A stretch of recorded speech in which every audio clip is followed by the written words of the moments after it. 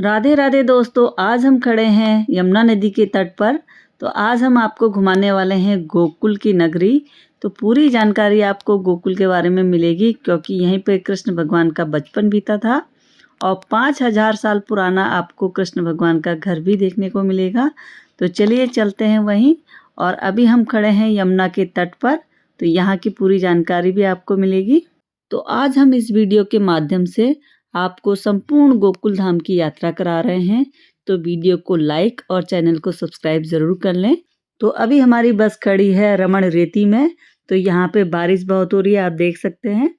और फिर चलते हैं हम लोग आगे, मॉर्निंग का टाइम है। तो चलिए बोलिए हमारे साथ। बोल राधा रानी की जय, बोल बरसाने वाली की जय, बोल रमण बिहारी लाल की जय। और अब हमारी बस चल दी है रमण रेती से आगे। तो हम लोग रमण रेती बिहारी जी का टेम्पल घूम के आ चुके हैं और अब जा रहे हैं नंद भवन देखने।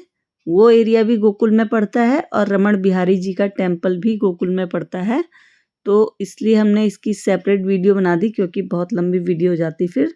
तो अभी हम वहाँ पे कृष्ण जी का बचपन बीता था वो पूरा एरिया दिखाएंगे। तो यहाँ पे देख सकते हैं, यह है पार्किंग एरिया पूरा। तो बहुत सारे टूरिस्ट आए हुए हैं। इस टाइम बारिश हो रही है, उसके बावजूद इतने टूरिस्ट आए हुए हैं। ये रमण रेती का पार्किंग एरिया है और इससे 100 मीटर की दूरी में ही आपको रमण बिहारी टेम्पल मिल जाएगा। तो अब उसी सड़क में हम आ चुके हैं। रमण बिहारी टेम्पल के आगे जो सड़क है उसमें पहुंच चुके हैं। और इस साइड मेरे लेफ्ट हैंड साइड में आपको वही हिरन वाला एरिया देखने को मिलेगा और राइट हैंड साइड आपको रमण बिहारी जी का टेम्पल मिल जाएगा। और रमण बिहारी टेम्पल से 1 किलोमीटर आगे आप बढ़ेंगे तो नंद महल आपको देखने को मिलेगा। अब वही एरिया में हम आ चुके हैं। तो ये सामने आपको टेम्पल नज़र आ रहा है और अभी हमें घूम के जाना पड़ेगा, तो आगे चलेगी बस। और ये सारे पत्ते, यहाँ पे बहुत सारी झाड़ियाँ हैं, इसी टाइप की आपको यहाँ झाड़ियाँ देखने को मिलेंगी, क्योंकि यहाँ बोला जाता है कि पत्ते पत्ते में भगवान विराजमान हैं, यानी कि कण कण में श्री कृष्ण विराजमान है। तो यहाँ पे कोई भी पत्ता काटा नहीं जाता, कोई भी पेड़ काटा नहीं जाता, इसलिए यहाँ पे इस टाइप की झाड़ियाँ बहुत मिलेंगी। और अब हमारी बस यहाँ पे रुक चुकी है और ये बोर्ड देख सकते हैं, इसी सड़क से आपको अंदर को जाना है। तो हम भी उतरते हैं और फिर चलते हैं, दिखाते हैं आपको वहीं। अभी हम खड़े हैं वासुदेव द्वार में, तो अभी अंदर जाके देखते हैं। और नंद, यह घाटा सीन, कुछ दुकानें हैं यहाँ पे से थोड़ी सी सीढ़ियाँ चढ़नी है और फिर आ जाएगा नंद भवन। और अभी यहाँ पे देखते हैं हम, और सामने ही होते हैं आपको मंदिर के दर्शन। और इसी के नीचे साइड में फूल माला भी बिक रही है, वहाँ से ले लेंगे फूल माला। और यहाँ पे कहा जाता है कि माखन मिश्री का चढ़ावा चढ़ता है, तो वो आप लोग नीचे से लेके आए। यहाँ पे सिर्फ फूल मिलेंगे, तो हम भी ले लेते हैं फूल पत्ते और फिर चलते हैं आगे। फूल माला है और ये प्राइस बता दे रहे हैं, ये 20 का है और ये 30 और वो गुलाब वाला 50। आपका भी निकाल लो। हाँ, इसमें। और यहाँ से हमने भी कर लिया है गाइड। आप जिस रास्ते से अभी चल के आए हो ऊपर चढ़ के, इसको बोला जाता है वसुदेव चोर रास्ता। अच्छा। वसुदेव जी कृष्ण भगवान को रात के 12 बजे कंस के कारागृह से चोरी छुपा करके लाए थे। अच्छा। इसलिए इसको वसुदेव चोर रास्ता कहते हैं। रात के समय में कोई लोग कुछ चीज़ छुपा के रात में चोरी करके जाएगा, छुपा के ले जाएगा, कोई देखेगा तो चोर समझेगा कि कोई छुपा के ले जा रहा है, चोर हुआ है, इसलिए इस रास्ते का नाम बोला जाता है वसुदेव चोर रास्ता। अच्छा। नीचे में बनी हुई है गोकुल की गौशाला। मथुरा की बेटी गोकुल की गाय, जिसका कर्म भाग्य फूटे वो दूसरे गांव में जाए। अच्छा। मथुरा में चतुर्वेदी ब्राह्मण रहते हैं, जिसकी बेटी की शादी मथुरा गांव में होती है, मथुरा गांव से बाहर नहीं करती। और यहाँ गोकुल की गौशाला में वो गाय रहती है जो गाय दूध नहीं देती, चल नहीं पाती, बेकार हो जाती है, उन सभी गायों की यहाँ सेवा होती है। अच्छा। भगवान के समय नंद बाबा के पास 9 लाख गाय थी। 9 लाख गायों की भगवान ने सेवा किया, पालन किया, तो यहाँ भगवान का नाम बोला गया गोपाल, गौओं का पालन करने वाला गोपाल। अच्छा। उन्हीं गायों के नाम पे गाँव का नाम है गौओं का कुल, गौकुल, जिसको गोकुल बोला जाता है, जल्दी में गोकुल बोलते हैं। अच्छा। और अब हम पहुंच चुके हैं नंद भवन, जहाँ पे भगवान कृष्ण को जन्म के समय लाया गया था सबसे पहली बार। तो ये वही भवन है। इस वाले खंबे से लेके और लास्ट वाले खंबे तक अंदर में लगे हुए ये सब 84 खंबे लगे हुए हैं। 80 खंबे देवताओं के कारीगर विश्वकर्मा जी ने यहाँ पर एक रात्रि में लगाए। 4 खंबे यहाँ ब्रह्मा जी ने ब्रह्मलोक से लाके लगाए। सतयुग, त्रेतायुग, द्वापर युग और कलयुग। आप इन खंभों की गिनती करो, कभी कम हो जाते हैं, कभी ज़्यादा हो जाते हैं, मगर कभी गिनती में 84 नहीं होते। ये खंभे और अंदर वाली छत भगवान के समय की 5,500 साल पुरानी है। 9 लाख गायों का यशोदा मैया ने दूध हटाया। पहले गैस नहीं थी, चूल्हे थे, लकड़ी कंडों के धुएं से अंदर वाला पूरा महल काला पड़ा हुआ है। हर खंभे पे राधा कृष्ण जी की मूर्ति बनी हुई है। औरंगजेब आया, हमारे हिंदू मंदिरों में, हमारे हिंदू धर्म में हर मंदिरों को ठेस पहुंचाया, हर मंदिरों को खंडित किया। तो उन्हीं से ये मूर्तियाँ आज भी यहाँ टूटी फूटी खंडित पड़ी हुई थी। यहाँ यशोदा मैया माखन चलाती थी, भगवान का झूला पड़ता था, घी के दीपक जलते थे। तो उनका नंबर तभी लगा रहेगा क्योंकि आपसे पहले कोई यहाँ बैठ गया फिर उसका नंबर लग जाएगा। अच्छा। और वहाँ से आवाज़ बहुत आ रही ना। ये सब खंभों पे देखोगे आप, ये राधा कृष्ण जी की मूर्ति है। ये हाथ है, ये पैर है, मुंह बना हुआ है, सब खंडित है। औरंगजेब आया तो हर मूर्तियों को यहाँ खंडित कर दिया गया। यशोदा मैया ने 9 लाख गायों का दूध हटाया। पहले गैस नहीं थी, चूल्हे थे, लकड़ी कंडों के धुएं से यहाँ पूरा महल। अंदर आ जाओ। ये 4 खंभे ब्रह्मा जी ने ब्रह्मलोक से लाके लगाए। बाकी पूरे ये 80 खंभे देवताओं के कारीगर विश्वकर्मा ने एक रात में लगाए। 4 खंभों से ये ब्रह्मा जी ने लगाए। सतयुग, त्रेतायुग, द्वापर युग और कलयुग। सतयुग में समुद्र मंथन हुआ।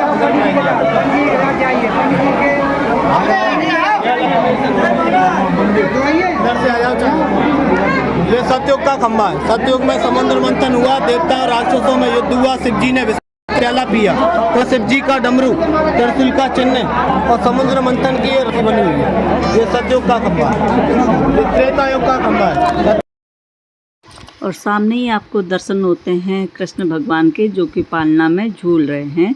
साथ में नंद बाबा हैं और यशोदा मैया और बलराम भी हैं। हिंदू धर्म में बोला जाता है कि मनुष्य योनि में आने के लिए 84 लाख योनियों से होकर गुजरना पड़ता है। तो ये 84 खंभे उसी का प्रतीक है। नंद बाबा और यशोदा माता की इच्छा थी कि हम 4 धाम की यात्रा करें, लेकिन वो इस योग्य नहीं थे। तो श्री कृष्ण भगवान ने 4 खंभे ऐसे स्थापित करे जिससे कि 4 धाम की यात्रा सफल मानी जाती है। मथुरा में भगवान कृष्ण का जन्म हुआ कंस की नगरी में। वसुदेव जी कृष्ण भगवान को रात के 12 बजे कंस के कारागृह से ला रहे थे छुपा करके। कंस के डर के मारे थे कहीं ये मेरे साथ में संतान को भी न मार दे। तो कृष्ण भगवान को छुपा करके ला रहे थे यमुना नदी के रास्ते से। यमुना नदी में आगे बढ़ने लगे तो यमुना मैया कहने लगी, जैसे मैंने 60,000 वर्ष तपस्या की है भगवान कृष्ण के चरण छूने के लिए, मुझको आज ये मौका मिला है कि मैं भगवान के चरण छू सकूँ। जो भी मेरी बात को सुन रहा हो वो मेरी मदद करो भगवान के चरण छूने में। तो ऊपर से इंद्र जी ने इंद्रलोक से यमुना मैया की पुकार को सुना तो ऊपर से बारिश करने लगी। यमुना जी में पानी गिरने लगा है। कृष्ण भगवान के ऊपर पानी गिरने लगा तो यमुना जी में से शेषनाग जी प्रकट हुए, कृष्ण भगवान को ऊपर से ढक लिया। गंगा, गोदावरी सभी नदियों ने यमुना मैया की मदद की है। तो यमुना मैया का पानी धीरे धीरे बढ़ने लगा और वसुदेव जी डूबने लगे। कहने लगे आगे जाऊं तो यमुना गहरी, पीछे जाऊं तो कंस का पैरा, जाऊं तो जाऊं कहाँ, मैं तो डूब रहा हूँ, मेरे लाला को कोई लोग करने लगे। सामने नदी है, नदी से उस पार में गाँव है, उस गाँव का नाम है कोयला गाँव। जिस घाट से वसुदेव जी यमुना जी में उतरे उसको वसुदेव घाट बोलते हैं। ठाड़े वसुदेव करें पुकार, कैसे जाऊं यमुना पार। पूरी तरह से वसुदेव जी डूबने लगे तो कृष्ण भगवान ने टोकरी में से नीचे चरण लटकाए। चरण यमुना मैया ने छुआया और कहते हैं चरण छूते उतरी यमुरानी और घुटवन हो गया पानी। यमुना मैया ने भगवान के चरण छुए तो पानी धीरे धीरे घट गया और घुटनों के बराबर पे आ गया। बोलो यमुना मैया की जय। यमुना मैया की जय। यहाँ कृष्ण भगवान को झूले में छोड़ गई नंद जी के घर में। यहाँ से योग माया पुत्री को पलट करके ले गई, कंस के हाथों में दिया। कंस ने जैसे शिला पे पछाड़ा मारने के लिए हाथों में से छूट गई। आकाश में बिजली बनी, आकाश में आकाशवाणी होने लगी। कहने लगी ये पापी कंस तू मुझको क्या मारता है, तेरे मारने वाला कृष्ण गोकुल में पालने में झूला झूलता है। मथुरा लिया अवतार और गोकुल में झूले पालना। जन्मे कृष्ण मुरार भक्तों की हितों ही पुकार हुई तो मथुरा में भगवान ने जन्म लिया। यहाँ भगवान पालने में झूला झूला। यशोदा मैया ने नींद से आके खुली, उनको पता लगा मेरे तो लाला हुआ है, मैं तो 60 वर्ष की अवस्था में माँ बन गई, मेरी तो संतान हो गई। तो यहाँ उत्सव मनाए गए, आनंद मनाए गए। यहाँ का उत्सव आनंद आज भी हमारे घर में गाँव में मनाते हैं, टीवी रेडियो पे भी सुनते हैं। नंद घर आनंद हुआ, जय कन्हैया लाल की, हाथी घोड़ा पाल की और जय कन्हैया लाल की। वो यहीं का मनाया हुआ उत्सव है जो जन्माष्टमी अपने घर में मनाते हैं। रात के 12 बजे पंचामृत लेते हैं, अन्न नहीं खाते हैं, व्रत रहते हैं।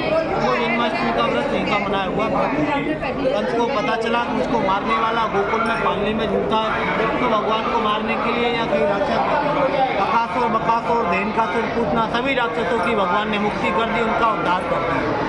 नंद बाबा के पास 9 लाख गाय थी, 9 लाख गायों की भगवान ने सेवा किया, पालन किया, तो भगवान का नाम बोला गया गोपाल, गौओं का पालन करने वाला गोपाल।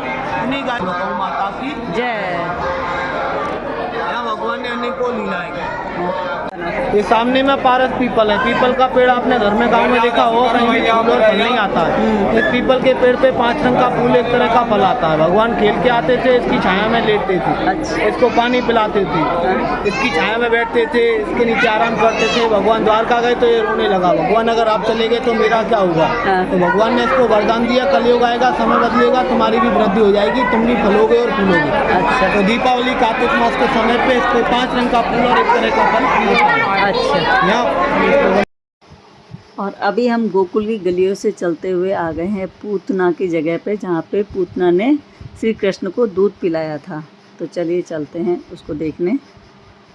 पूतना एक राक्षसनी थी जो कि कंस के द्वारा भेजी गई थी और श्री कृष्ण को मारने के लिए, लेकिन श्री कृष्ण ने उन्हें ही मार दिया, यानी कि उनका खुद ही वध हो गया। और श्री कृष्ण भगवान उस टाइम 6 मंथ के थे। तो ये वही स्थान है और ये बहुत प्राचीन स्थान है जहाँ कृष्ण भगवान की बाल लीलाएं हुई थी। भगवान ने क्या क्या की, भगवान ने गोकुल में सब बाल लीला की है। और हम लोग गए दूसरे रास्ते से और आ रहे हैं दूसरे रास्ते से, इसलिए चप्पलों का भी अपना विशेष ध्यान रखें कि या तो बस में ही छोड़ दें या फिर ध्यान रखें, क्योंकि आने का रास्ता अलग और जाने का रास्ता अलग मिलेगा। और अब हम उस स्थान में जा रहे हैं जहाँ पे यशोदा मैया ने ओखली से श्री कृष्ण को बांध दिया था, क्योंकि वो बचपन में बहुत शरारती थे। तो वो जगह भी आपको दिखा देते हैं। ये सब पास ही पास के एरिया में है, आप पैदल पैदल आप जा सकते हैं, क्योंकि पूरी लीलाएं कृष्ण भगवान ने यहीं रची थी, बचपन में ही गोकुल धाम में रची थी। तो वो सारी लीलाएं आपको यहीं देखने को मिलेंगी। अच्छा,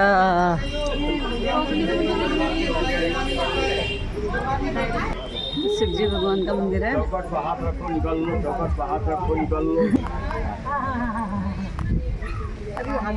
ये कौन है बुआ? वासुदेव भाई, वासुदेव। जय। अभी हम सब लोग उसी ओखली का दर्शन कर रहे हैं जो कि माता यशोदा ने श्री कृष्ण भगवान को जिसमें बांधा था। तो ये ओखली कहा जाता है कि ज़मीन के अंदर धंसती जा रही है, इसलिए इसको एक जार में रख दिया है अब, और इसी के दर्शन कर रहे हैं और फिर चलते हैं आगे।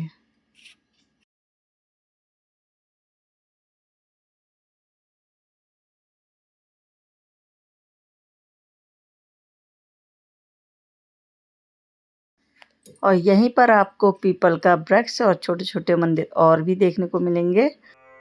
और ये थोड़ा सा टॉप में है और इसके नीचे जाके भी एक पीपल का वृक्ष है जहाँ पर श्री कृष्ण भगवान जाते थे। तो उस पीपल के वृक्ष के भी हम दर्शन करेंगे और वहाँ पे भी हम परिक्रमा करेंगे। तो ये है वो वाला पीपल का वृक्ष, तो यहाँ पे भी हम परिक्रमा कर रहे हैं।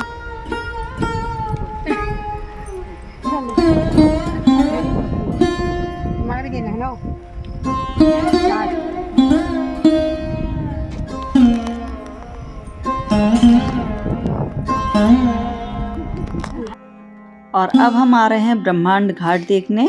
तो ये जगह भी बहुत अद्भुत है, यमुना नदी के तट पर है। तो अभी वहीं चल रहे हैं। वहाँ से नंद बाबा के भवन से आधा किलोमीटर ही होगा। तो अभी चलते हैं वहाँ, और यहाँ पे मार्केट भी लगी है और इसके बारे में भी आपको जानकारी देंगे। तो चलिए चलते हैं, थोड़ी सी मार्केट का भी व्यू दिखाते हैं आपको। यहाँ लहंगा, स्कर्ट, टॉप और चूड़ी, कड़े और भगवान जी के वस्त्र गहने सभी यहाँ पे मिल जाएंगे। तो ये छोटी सी मार्केट है और रीजनेबल प्राइस में यहाँ पे मिल रहा था। अभी हम ले चलते हैं आपको ब्रह्मांड घाट। आप सभी को पता है कि श्री कृष्ण जी का जन्म मथुरा में कंस की जेल में हुआ था। वहाँ से कृष्ण के पिता वासुदेव जी पैदा होते ही रात के अंधेरे में यमुना नदी पार करके गोकुल गांव में ले आए थे। तो ये वही यमुना नदी है जिसको वासुदेव जी ने पार किया था। तो गोकुल में कृष्ण जी का बचपन व्यतीत हुआ था। तो यहाँ पे रासलीलाएं रचते थे। अपने सखियों के साथ, बलराम के साथ गैया चराने आते थे, नहाते थे, बांसुरी बजाते थे। और यहीं पर एक बहुत अद्भुत भी काम किया, उसकी चर्चा हम अभी बाद में करेंगे। तो अभी हम भी चलते हैं यमुना नदी का आचमन करने और यमुना नदी को हाथ जोड़ने। तो चलते हैं नदी की तरफ। ये नदी पे यहाँ पे बहुत से लोग नहा रहे हैं, लेकिन हम नहाने के उद्देश्य से तो आज नहीं आए हैं, लेकिन अभी हमें जाना भी है तो हम जल चढ़ा रहे हैं बस। राधे राधे। इस स्थान को बोला जाता है ब्रह्मांड घाट। ये वो स्थान है जहाँ पर भगवान कृष्ण ने माटी खाई थी और अपनी माता यशोदा को ब्रह्मांड के दर्शन कराए थे। तो यहाँ पर इस स्थान को बोला जाता है ब्रह्मांड घाट। तो यहाँ से एक प्यारा सा व्यू दिखाते हैं आपको, बहुत सुंदर सा व्यू यमुना नदी का। तो यहाँ पे सभी लोग बैठे हुए हैं, बहुत प्यारी सी हवा चल रही है, बहुत अच्छा सा व्यू है। यहीं पे आपको मिलेगा कादम का वृक्ष। तो ये सामने आपको दिख रहा है, ये कादम का वृक्ष है और इसी कादम के वृक्ष में बैठ के भगवान श्री कृष्ण बंसी बजाते थे। और यहीं पास में है माधव वन। तो वहाँ पर गाय चरती थी और नंद बाबा के घर 9 लाख गाय थी जो पूरे 84 कोस में चरती थी। तो भगवान श्री कृष्ण गाय के पीछे नहीं जाया करते थे, इसी कादम के वृक्ष में बैठ के बंसी बजाते थे और गाय स्वयं यहाँ पे आ जाती थी। तो हमने भी की कादम्ब वृक्ष की परिक्रमा। लोग मन्नतें मांगते हैं और इसमें ये जो आप कपड़ा देख रहे हैं यही मिलता है और अपनी मनोकामना के साथ इसको बांध के जाते हैं इसी वृक्ष में, और उनकी मनोकामना ज़रूर पूरी होती है। तो बोलिए राधे राधे। तो अब हम ले चलते हैं ब्रह्मांड बिहारी जी के दर्शन कराने। तो यहाँ की लीला थोड़ा सा बता देती हूँ मैं। तो ये वो अद्भुत जगह है जहाँ पर कृष्ण भगवान जी ने यशोदा माँ को ब्रह्मांड के दर्शन कराए थे। भगवान श्री कृष्ण बचपन में गाय चराने आते थे और इसी पेड़ में बैठ के खेलते थे और बंसी बजाते थे और मिट्टी में भी खेलते थे। तो एक बार जो है भगवान ने मिट्टी खा ली। तो श्री कृष्ण के भैया बलराम जाते हैं माता यशोदा के पास कि माता कान्हा ने मिट्टी खा ली। तो माता को विश्वास नहीं होता है कि वो कान्हा जो 9 लाख गायों का मक्खन खाते हैं वो मिट्टी क्यों खाएंगे भला। तो फिर भी वो उनके कहने पे आती हैं और जब कान्हा जी के कान पकड़ के उनका मुंह खुलवाती हैं कि बताओ तुमने कान्हा मिट्टी खाई है, वो बोलते नहीं। तो जब वो कहते हैं मुंह खोलो, तो मुंह खोलते हैं तो उनके मुंह में पूरा ब्रह्मांड माता यशोदा को दिखता है। तो वो समझ जाती हैं कि ये कोई मामूली इंसान नहीं है। तो यहीं से उनके दिव्य रूप के दर्शन हो जाते हैं। तो आपको भी दर्शन हो जाते हैं ब्रह्मांड बिहारी जी के। बोलो राधे राधे। सब मंदिरों में माखन मिश्री का भोग लगता है, लेकिन इस मंदिर में माटी का भोग लगता है। तो माटी के लड्डू मिलते हैं यहाँ, उसी का भोग लगाया जाता है और वही मिट्टी अपने घर को प्रसाद के रूप में भी ले जाया जाता है। जिस मनुष्य को जल ना मिले तो इस जमुना की मिट्टी को जल में डुबो दे तो वो गंगा जल का ही काम करेगी। तो अभी हम कर रहे हैं परिक्रमा और फिर इसी के साथ आज का ये ब्लॉग समाप्त होता है और फिर मिलेंगे राधा रानी के जन्म स्थल रावल गांव में। तो अभी ये परिक्रमा करने के बाद हम उस साइड ही जाने वाले हैं। तो तब तक के लिए राधे राधे।